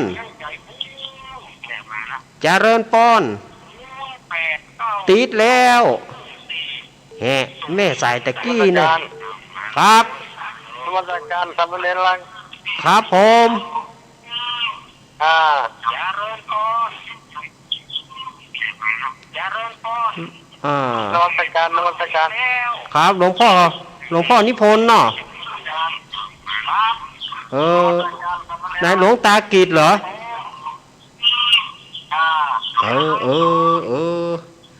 ก็ท่านนมัสการผมท่านก็นมัสการแล้วก็ท่านก็บอกปิดวิทยุเนาะมันก็เลยอีหลุยตุยตายไปเลยกันเนาะเอาเข้ามาใหม่เนอะ0892140135 มีโทรเข้ามาว่างแล้วนะว่างแล้วนะเดี๋ยวจะหาว่าบ่ว่างแถมเหมาะฮั่นโอ้วันนี้เดี๋ยวกันเนอะเจริญปอนมาสักการเจ้าเน้นจากทางใดแม่มันได้สเก็ตเจ้าได้สเก็ตปังยิ้วลูกดอยสเก็ตปังยิ้วเนาะเจ้าแม่ยังนี่หมดเนาะเรียนน้อยกับมีดนี่หมดเนาะผ้าน้อยกับมีดผ้าน้อยกับมีดนี่หมดดีเลยดีละเราบ่ต้องเครียดเนาะบ่ต้องเครียดมันแม่เอาจะคอมมากันแกงหอมแกงเหงาก็ดีน่ากันเนาะเขาจะไปที่เป็นมวยเต้นวันนี้เนาะวันนี้มวยเต้นนะมวยเต้นนะมวยเต้นก็ดีเหมือนกันนะเนาะดีเต้นเขาก็เลยเก็บเล็กผสมน้อยไอ้กันเนาะอันต้องบอกว่าจะแกงแค่น้ำหวานลูกแกงแค่น้ำล้ำแกงแค่น่ะเนาะพักเพชรแกงแค่น้ำลูกพักเพชรเห็นหน่อยบะทั่วเห็นหน่อยแกงแค่ปลาจีสมองนะลูกเนาะครับอย่ากำลังใจเด้อนักเรียนเด้อครับแม่เพิ่นอยู่ปางยิ้วดอยสะเก็ดนี่เนาะแม่ชื่อแม่หยังก็แม่สนมแม่สนมแล้วมันจะเป็นมเหสีมันก็ได้เปลี่ยนนานว่านะมัน70 ปลายแล้วเปลี่ยนได้แล้วนะลุงเนาะบ่ได้ละอายุนักละเป็นสนมอย่างเดิมเนาะสนมอย่างเดิมเนาะว่าเล่นแม่บ่ได้เนอะว่าเล่นบ่ได้เนอะจะไปถือไปตือลูกตือหลานเนอะแม่จ้ากำลังใจเนื้อเรียนเนอะครับกันม่วนกันหลงทรงกันป้อสถาญาติโยมแม่วางสายฮึกแม่สนมกดวางฮึกสายอื่นจะเข้านั่น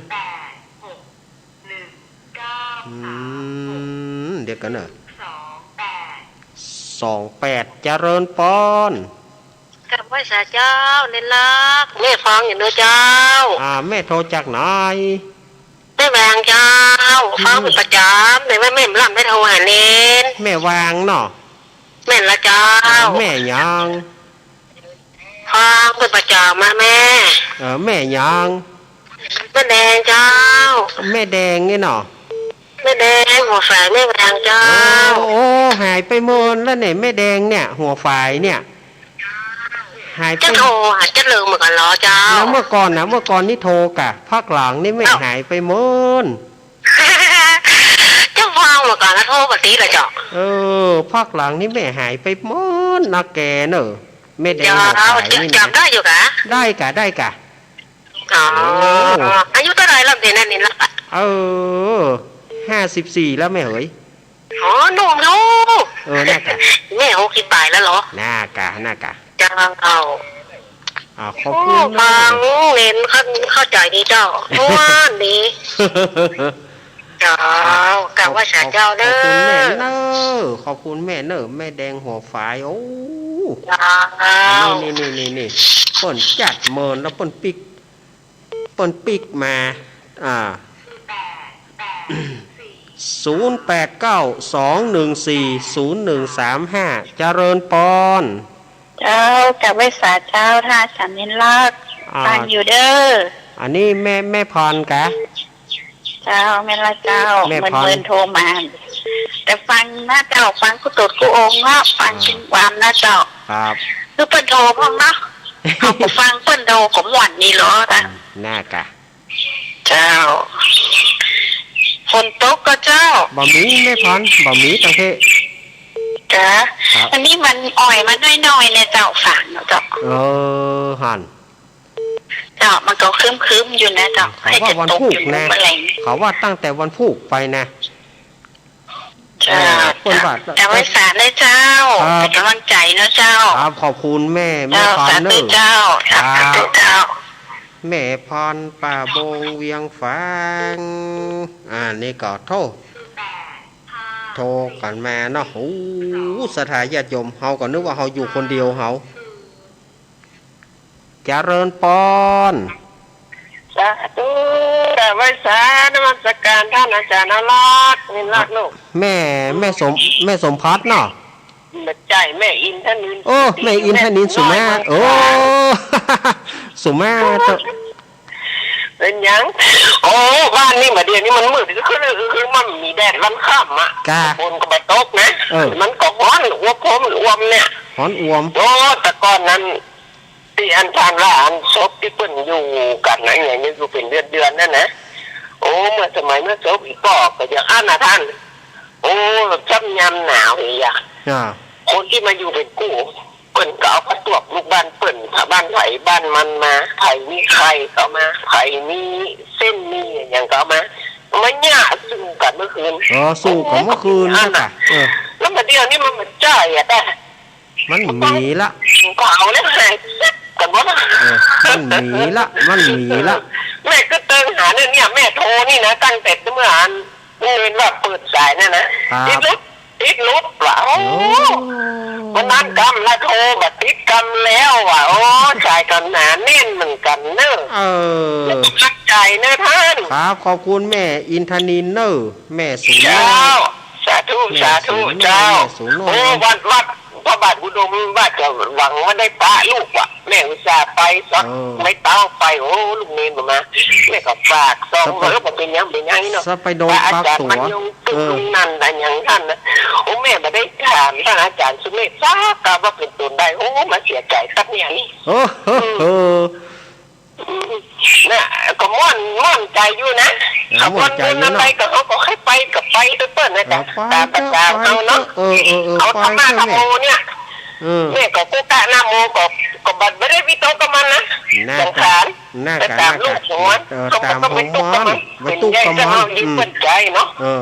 อย่าเอาก็พุทโธอย่ากะอย่างยงเอาเอกะคนเดียวอย่ากะเนี่ยเที่ยงกับมาปอเนาะกำลังใจเรื่องเนนนะเจ้าครับสาธุดีใจขนาดวันนี้โทรติดละสาธุเจ้าเนาะแม่อินทนินแม่ศูนย์หน่วยแม่ศูนย์หน่วยบัตรโทรมาเถอะเอ้ามาแถมเนอะ0892140135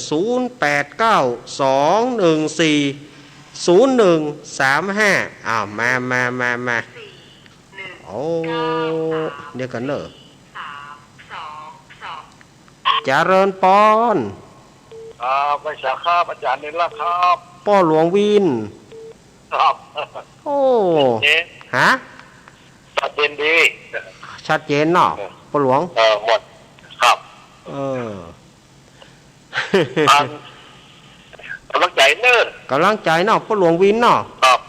กำลังใจขอบคุณป้อหลวงวินโอ้ครับสารขี้เล็กเพียงปลาเป้าพ่อหลวงว่างใส่ให้จิมกะพ่อหลวงบ่มาแล้วปี่เฮามา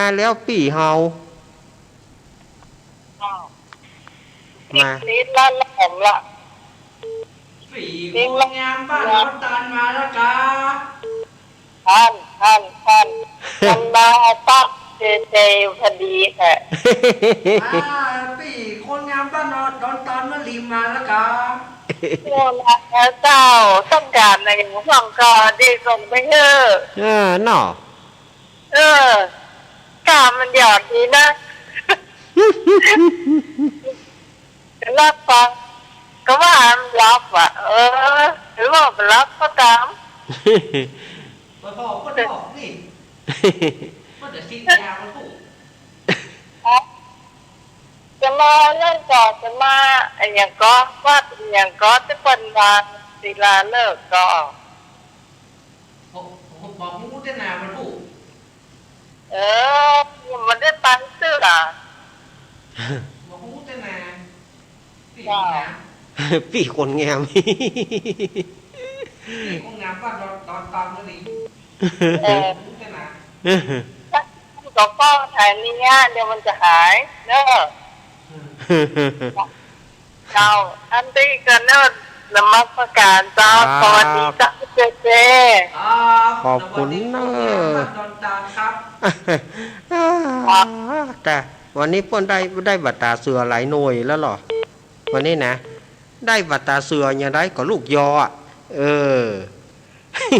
คำว่าบัตราเสือก็คือลูกยอสดายญาติโยม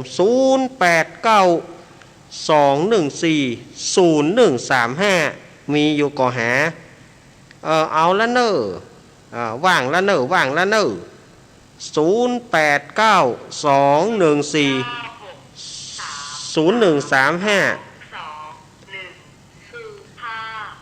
แม่หำกำวะแม่หำกำวะ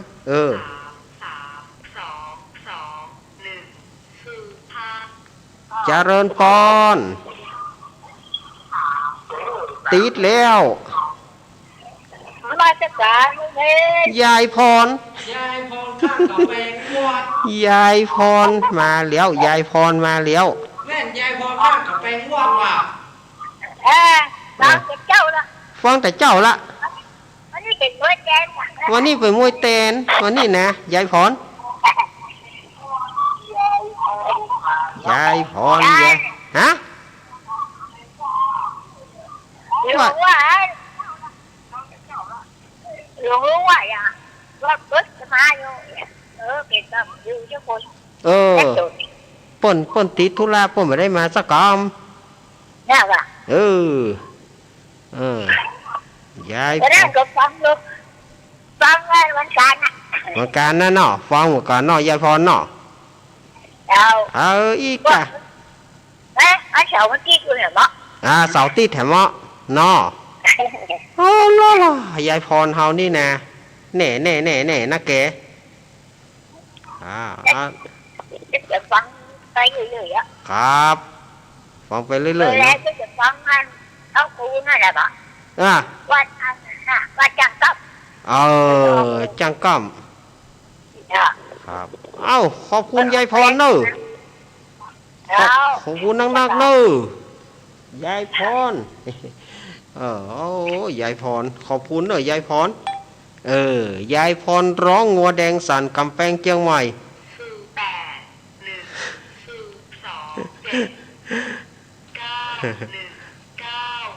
เจริญพร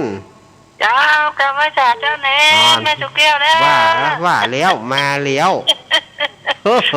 มาแล้วฟังอยู่เด้อวันนี้ขึ้นประแตนเปิ้นกะเจ้าวันนี้มาแตนเปิ้นมาแตนท่านพ่อครูวันนี้ดีอะเพราะว่าคนเท่าอยู่มาได้ง่อมได้เหงามาได้ง่อมถ้าอยู่นี่นะทางตื่นขึ้นแม่กับได้ยินเสียงน้ำเสียงทำวันข้ามแรงแม่ก็ได้ยินเมื่อคืนก็ได้ยินนะโอ้อันนี้เป็นบุญน่ะเนี่ยบัดเดี๋ยวนี้มีทำอันนี้บุญเป็นกุศลจอบ้านเมืองเรานี่เมืองไทยของเรานี่มันมีศีลธรรมมันมีบุญนักครับแน่นแล้วมันมีบุญจังนักนะครับมันเลยดีมันบ่ฮ้อนมาหาอย่างจังภาคเพื่อนเนาะน่ากะจะเน้นกับมาเตะทำสวดกาโปเท่าสิบยัดสาแม่นโมดอ่ะ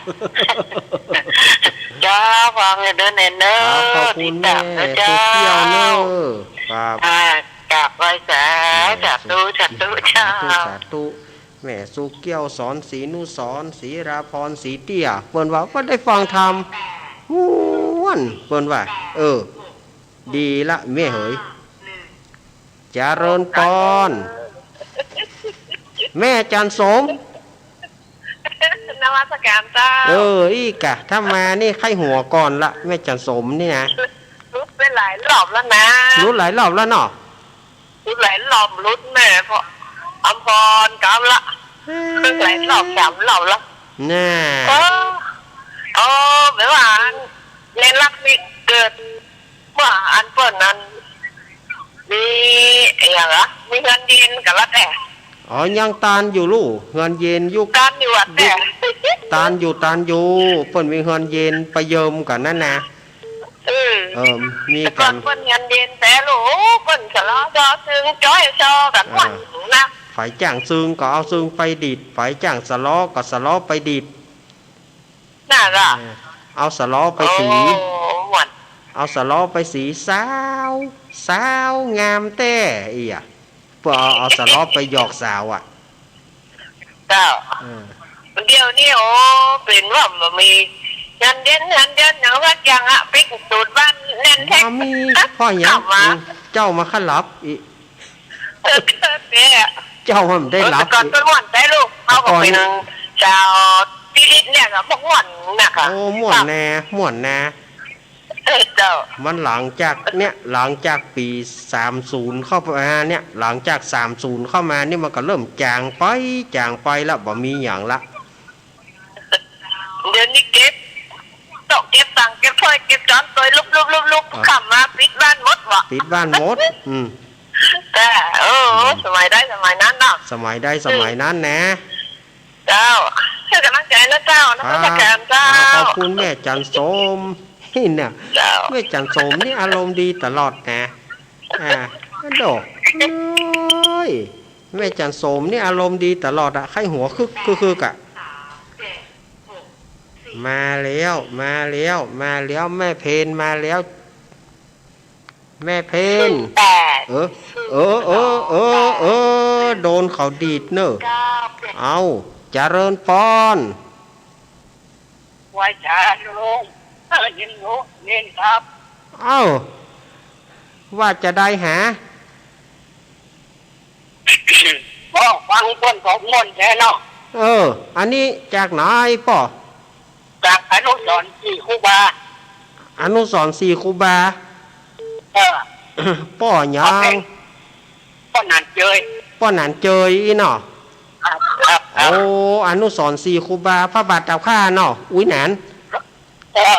พระบาทเจ้าข้า บ้านเกิดของครูบา ครับ ที่พระองค์นะครับ ครับดอย บ้านประแพงสินะ บนดอยเครือเนาะ ประแพงของน้ำเนี่ย บนดอยเครือเนาะ เนี่ยป่าแพ่งกองงามเนี่ยมุกของงามเนี่ย ป่าแพ่งไงเนาะ บ้านป่าแพ่งกองงามเนี่ยเนาะยังโทรมาหาครั้งแรกเนาะ ครั้งแรกเนาะ ยังเข้าคือลุงยองมุกอ่ะได้ยินอยู่อุ้ยแหนมครับ เข้ากันใหม่กันเนาะ ครับ เจ้าหน้ากันเนาะก็อย่างลงเนาะหน้ากะได้เลยอุ้ยแหนนยินดีอุ้ยแหนนเนอะครับอุ้ยแหนนเจยอนุสรณ์4ครูบาบ้านป่าแพ่งบ้านเกิดเมืองนอนของครูบา4ท่านครูบาป่อเปงครูบาอินทจักรครูบาพรหมาครูบาคัมภีระเจริญปอนวัชการสมณีรักครับจากไหนครับแพทย์ลุงอ่ะลุงอ้ายป้อแหนนอ้ายกะป้อแหนนโอ้โหชี้วัดกันโอ้ยติดแล้วแต่ป้อแหนนติดแล้วแต่ป้อแหนนมาเปิดวิทยุเห็นนี้ป้อแหนนอ้ายวันนี้วัดแตนไหวมาแตนท่านพระครูเนอะวันนี้นะครับ เอาข้าวเอาเกลือออกบ้างอ่ะก้อยเอาออกไปเนาะป้อแหนนเนาะก้อยออกไปอันนั้นหมดเก่าที่มีป่ะมีที่เป็นโยนไปวัดอ่ะมีกะไปกดเรื่องการข้ามมีหลายเป็นวัดจะไม่กดใหญ่ตัวเจ้าอีกนะมีอ่ะมีอันขอถามมันนี้ได้หรอถามมาเลย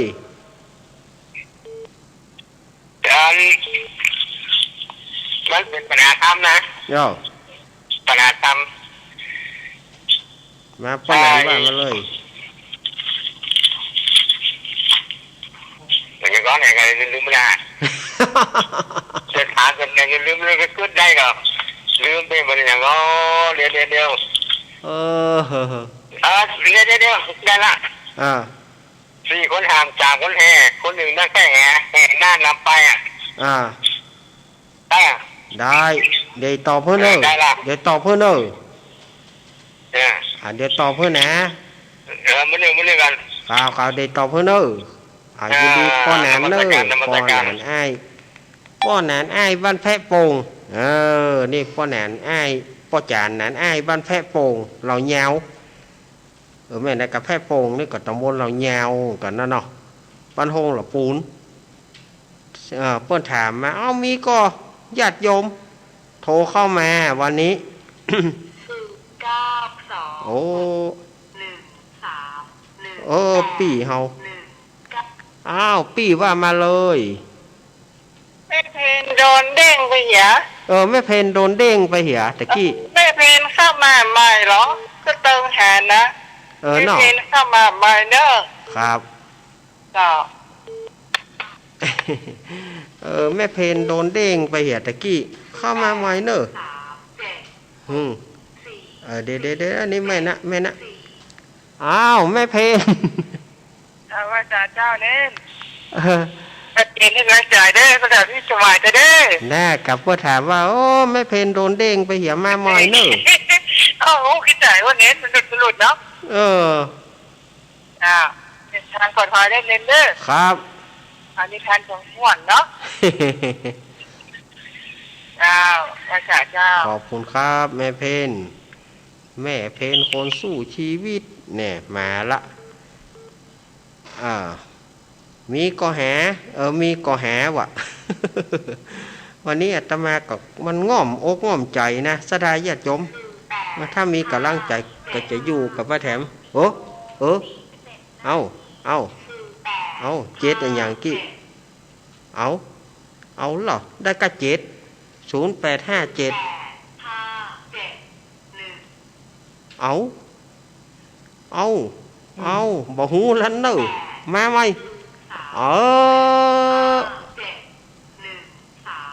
โดนดีดเจริญปอนจากตั้งได้จากแม่จันนอนแม่จะนวลกันท่ามูลแม่จะนวลกันท่ามูลบ้านเวียง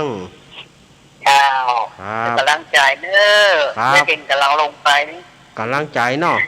แม่จะนวลเนาะวันนี้มาแทนเพื่อเจ้าวันนี้มาแทนเปิ้นแม่เหยเดินทางปลอดภัยเลยเนอะครับขอบคุณแม่จะนวลเนอะเจ้ากำลังใจจีเลยเนอะครับเจ้าจันนวลกันทะมูลแม่จันนวลนี่เปิ้นก็เป็นเจ้าภาพการเทศเป็นประจำแม่จันนวลอันนี้นะ085ตะกี้มีไหนตะกี้0857เฮาดีใครหัวเข้ามาบ่ได้ซะเตือน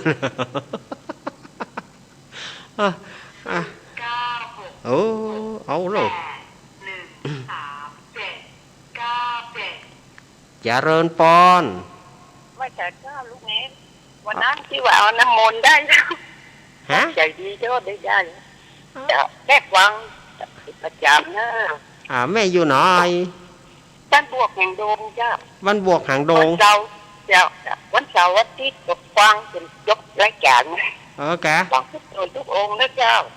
แต่ไม่ได้โทรไม่ได้โทรเนาะขอบคุณนะแม่ชื่อแม่ยังแม่ชื่อวันปลอดภัยเนอะแม่ชื่อแม่ยังเอาชื่อเล่นก็ได้เนาะแม่ล่าเจ้าแม่ล่าเนาะบ้านบวกหางดงบ้านบวกหางดง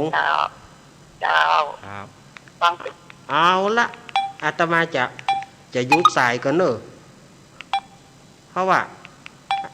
อาตมาจะยุดสายก่อนเพราะว่าจะต้องตอบปัญหาป้อหนานอ้ายก่อนอาตมาจะตอบปัญหาป้อหนานอ้ายถามว่า4 คนหาม3 คนเฮ1 คนนั่งแค่2 คนปาไปอันนี้ป้อหนานอ้ายเพิ่นถามมาตะกี้คำว่า4 คนหาม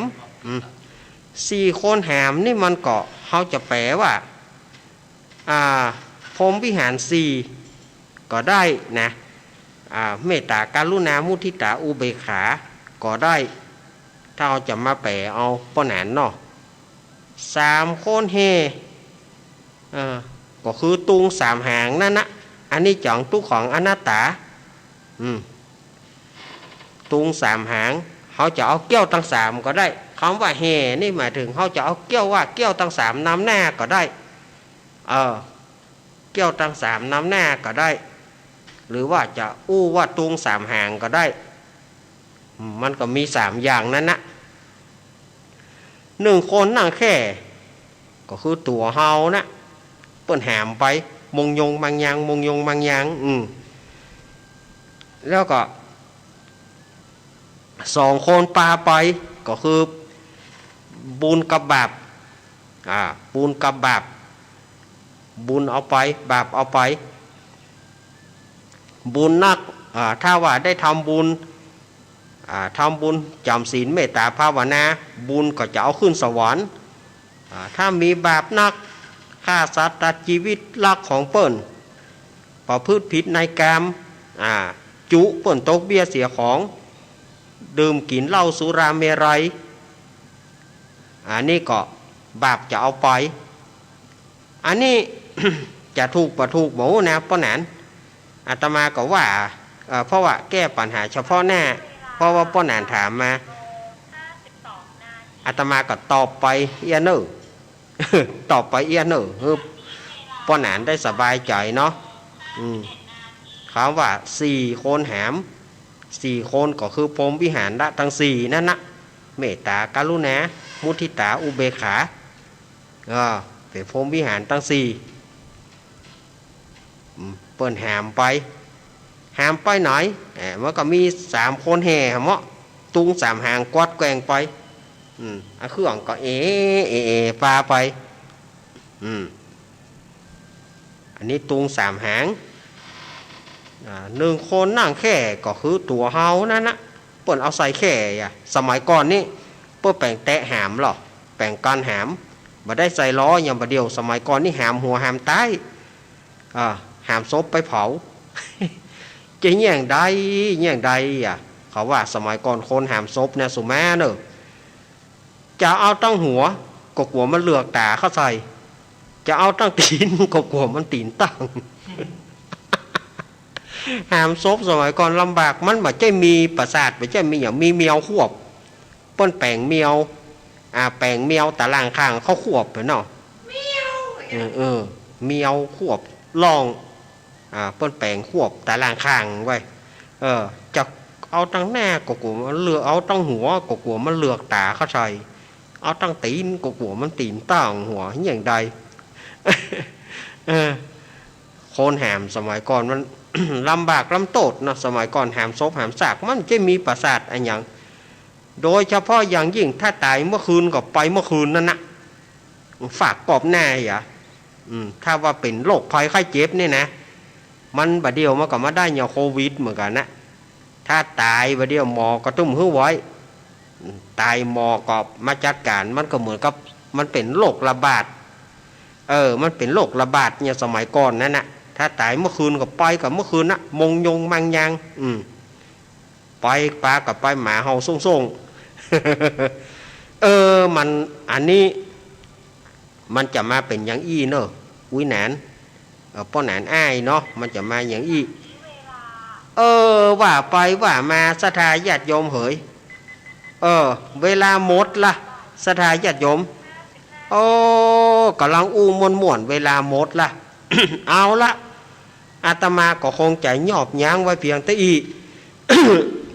จะขอนำเอารายการอำลาจากศรัทธาญาติโยมไปเพียงแต่อีวันอังคารหน้าถ้าว่าฟ้าฝนนะอาตมาจะพอกันนะถ้าฟ้าฝนมันบอกขลึงบึ้งบังนะมันบอกแม่บังนะก็ได้ปะกันอยู่เนอะวันการหน้าแต่ถ้ามันไปฟ้าไปฝนขลึงตึงตั้งช่วงนี้มันไปช่วงเข้าหน้าฝนเต็มตัวฉะนั้น การที่จะมาทำวิทยุนี่มันก็